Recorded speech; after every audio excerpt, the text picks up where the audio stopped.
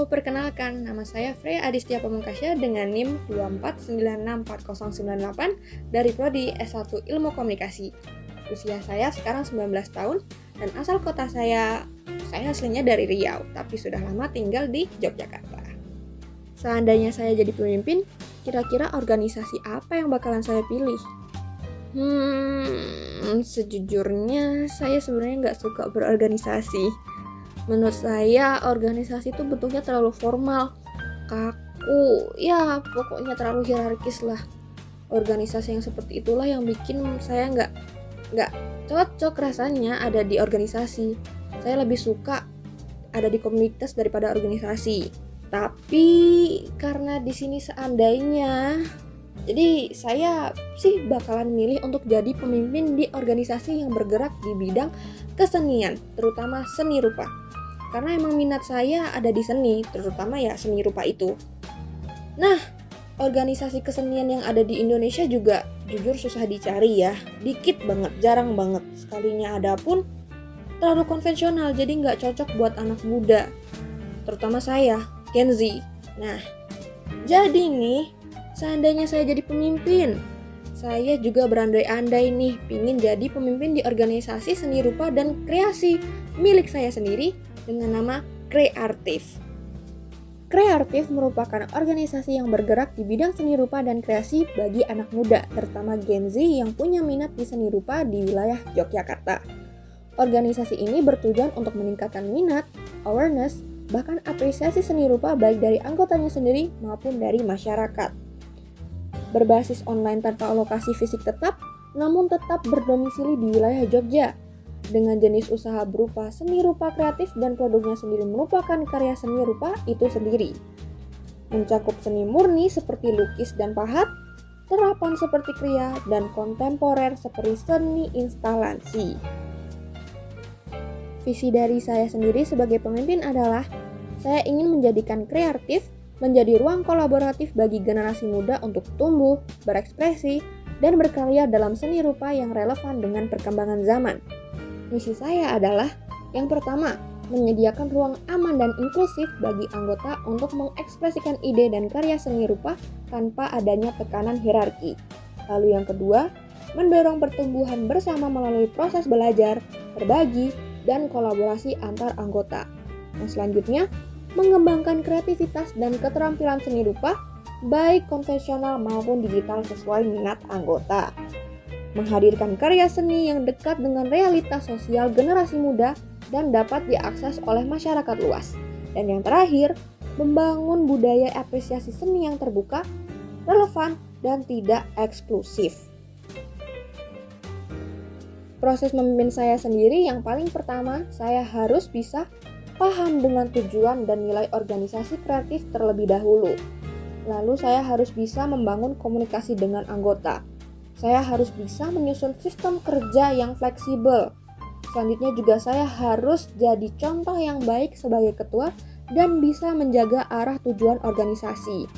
Yang terakhir, saya ingin melakukan evaluasi dan refleksi bersama demi kebaikan saya sendiri sebagai ketua, teman-teman sebagai anggota, maupun organisasi kreatif itu sendiri.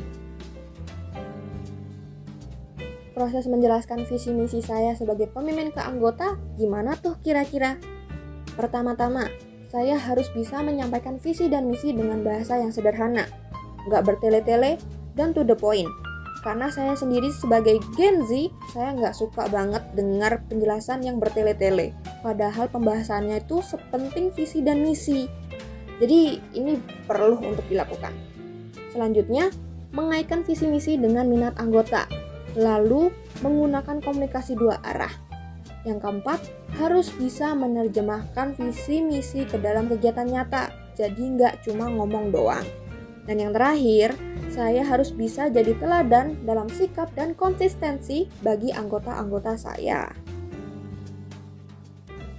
Cara saya sebagai pemimpin menghadapi masalah internal dan eksternal adalah mengingat prinsip utama saya sebagai pemimpin organisasi, yaitu communication is the key. Komunikasi adalah kuncinya. Jadi, apapun itu, sekecil apapun itu harus dikomunikasikan.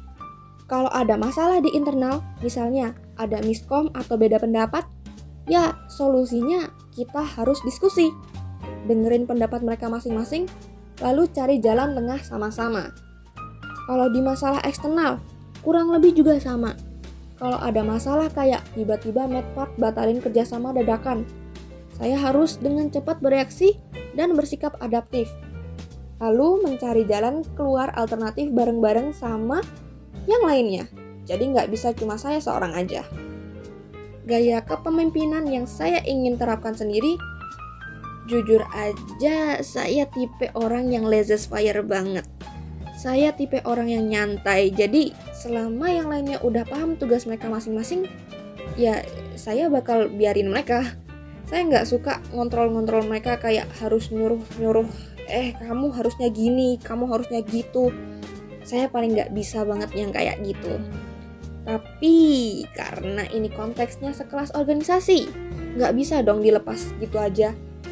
Jadi saya ingin menerapkan gaya kepemimpinan yang demokratis untuk organisasi ini. Kenapa tuh kira-kira?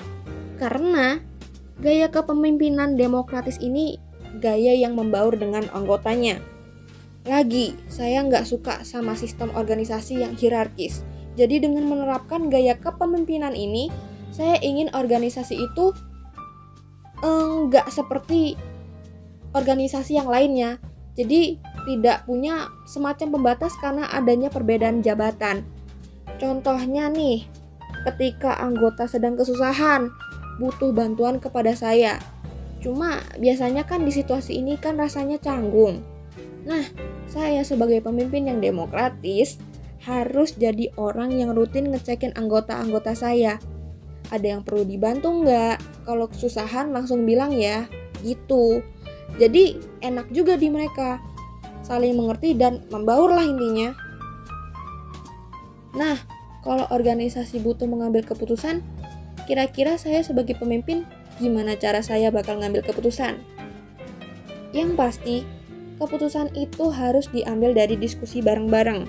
Jadi, baik dari anggota dan pemimpin sama-sama tidak merasa keberatan dengan keputusan akhir yang akan disepakati. Kita cari jalan tengah bareng-bareng dan jadinya enak di berbagai pihak. Seperti itu. Yang terakhir, apa sih hal-hal yang bisa saya implementasikan ke kehidupan sehari-hari saya setelah belajar matkul kepemimpinan? Yang pasti, belajar bahwa empati itu penting banget dimiliki oleh seorang pemimpin. Saya sering sekali berada di posisi menjadi anggota kelompok yang diketuai oleh teman-teman saya yang kinerjanya super bagus. Secara teknis, hasil kerja mereka sangat tertata, terstruktur, rapi, dan sangat di luar ekspektasi lah pokoknya. Tapi secara empati kurang jalan. Jadi saya sebagai anggota tuh jadi merasa kayak nggak enak gitu. Progres pekerjaan saya sampai mana aja nggak dicek. Mentang-mentang mereka tahu kalau saya bisa handle kerjaan itu. Jadi kalau saya ada kesusahan pun mereka juga nggak tahu saya susahnya di mana. Bahkan setelah tugas saya tuntas, apresiasinya juga minim, bahkan nggak dibilang terima kasih. Saya jujur merasa kayak kurang dihargai, padahal kan saya juga sudah kerja keras. Jadi belajar dari situlah hal yang kedepannya saya ingin tingkatkan. Saya ingin jadi orang yang lebih berempati dan ngerti situasi orang lain. Sekian dari saya, kurang lebihnya mohon maaf. Dan oh ya, maaf juga karena saya nggak bisa memunculkan wajah saya dalam bentuk video. Cuma foto saya doang yang di depan dan sisanya pakai gambar saya sendiri. Bukannya apa-apa, tapi device saya nggak kuat, baik buat ngerekam maupun buat ngedit. Jadi mau nggak mau harus diakalin dengan cara seperti ini. Ya, itu saja kalau dari saya. Terima kasih yang sudah menyimak sampai akhir. Sampai jumpa kembali. Dadah!